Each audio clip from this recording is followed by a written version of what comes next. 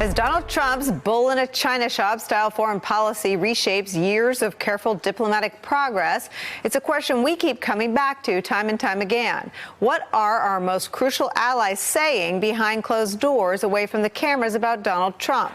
Well, now we have an answer. NBC News has confirmed the authenticity of memos newly leaked to the Daily Mail, spanning from 2017 to the present, that reveal highly critical assessments of the Trump administration made by the British ambassador to the United States. From that NBC News report, the memos were critical of Trump's economic policies, claiming they could wreck the world trade system, described conflicts within the White House as knife fights, and warned the worst cannot be ruled out in regard to allegations of Trump's collusion with Russia. In one of the most biting appraisals of the administration, one cable in particular from Sir Ken Derrick insists, quote, "We don't really believe this administration is going to become substantially more normal, less dysfunctional, less unpredictable, less faction-riven, less diplomatically clumsy and inept." Remember, Trump's trip to the UK was just last month with that Buckingham Palace banquet and all the fixings of an official state visit.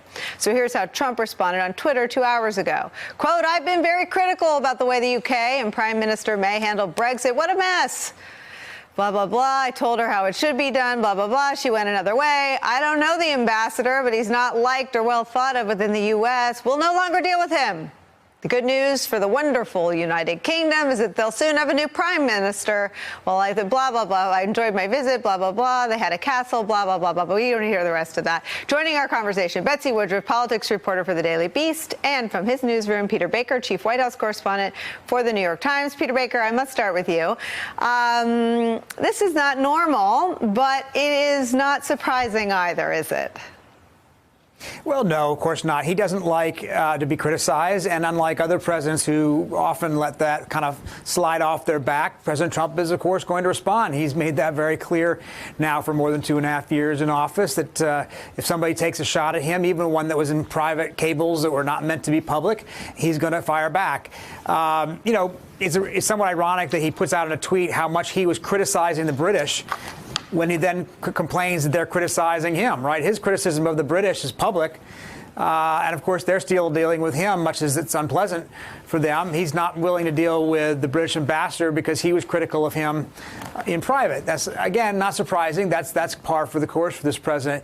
It's not true that the ambassador is not well liked here. In fact, he's very well liked within Mr. Trump's own White House. His own staff would regularly show up at the British ambassador's residence for socializing occasions. So right now, I think they're all kind of checking out their appointment book and crossing out some things that they might have had listed there for the next few months to come. But it is a breach, and it is kind of a big moment. This is obviously our most important ally, and to have this kind of a breach is problematic, as you know. Well, I mean, I think what's problematic is that when the truth bombs detonate, Betsy, it's problematic because some of us, nobody around this table, but some of us like to pretend that these things aren't the reality of the person running our country. We don't. This is what the ambassador wrote in a private cable. Cables are supposed to be the most secure way, the way all diplomats from all countries communicate back to their home country. We don't believe this administration is going to become substantially more normal. I'm not sure that's in dispute.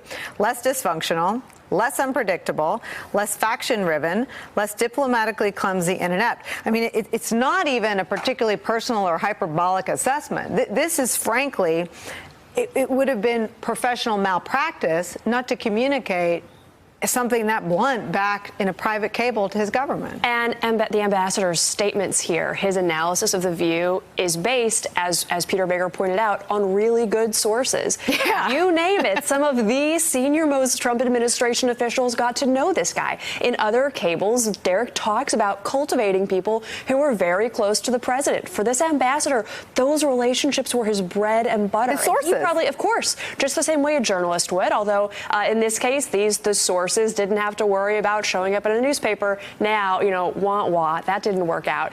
What we know, however, in addition to this, is that the kind of comments that the ambassador made in these statements are not remotely outside the norm when it comes to the European diplomatic corps in Washington. His views are widely held, widely shared among our European allies. The only difference here is people are kind of scratching their heads about why he was foolish enough to put them in writing.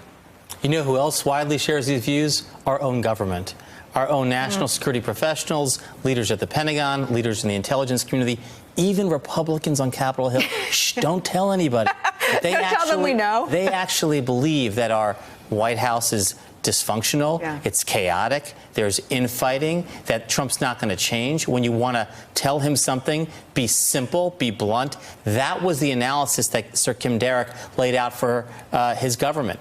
And that's dead on. I didn't think my opinion of the ambassador could go any higher because I really thought he was one of the best ambassadors here in Washington. It went way higher because his analysis was exactly correct. Someone else with some truth bombs, Congressman Justin Amash. Here he is. When I was discussing impeachment, I had fellow colleagues and other Republicans, high-level officials, contacting me saying, thank you for what you're doing.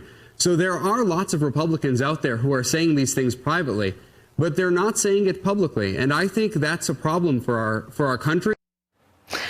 Corroborator in chief. Right. I mean, look, reporters in Washington have heard people in both parties give these same assessments. People in the White House say these things. People in the White House giving the same assessment with this. This particular flub with the UK ambassador comes at a terrible time, though, because the U.S., assuming that Brexit ever finally happens and is done, the U.S. is going to have to negotiate a trade agreement with the UK. The U.S. and the UK will have to negotiate a trade agreement after Brexit. That's one reason that he was brought over and wined and dined by the Queen. Something in his tweet, he said he liked the Queen. He was just, all of his criticism was at the Prime Minister, Theresa May, who was leaving. So I think there probably are some jitters that this could, cause some problems with that relationship as those negotiations move forward. But otherwise, I think the most striking thing about this assessment, as is what's said, is I don't think any of it surprised anyone. And my favorite observation from Derrick was that despite all of this dysfunction, the president has a high likelihood of emerging from the flames unaffected, like the Terminator in the final scene, because somehow all of these controversies don't seem to stick to him.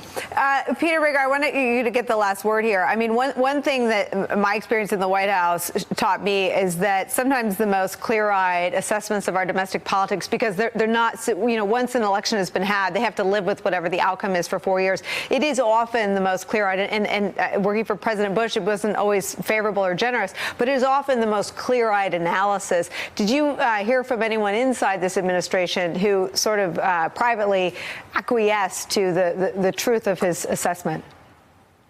I haven't heard anybody disagree with it. That's for sure. I think that's right. Where do these stories come from? They come from people inside the White House. When you hear about factions and you hear about, dysfunction and you hear about, these tribal rivalries and the infighting, well, those are the people who were involved, who are the ones telling these stories in the first place. So, of course, they're not going to, at least privately disagree with it. They might say that things have gotten better at this time or that time, or maybe they like Mick Mulvaney and say he's doing a better job than some of his predecessors or what have you. But nobody can deny that this was at least, a reasonable assessment from a foreign government's point of view at a certain point in his administration. Hey there, I'm Chris Hayes from MSNBC. Thanks for watching MSNBC on YouTube. If you want to keep up to date with the videos we're putting out, you can click subscribe just below me or click over on this list to see lots of other great videos.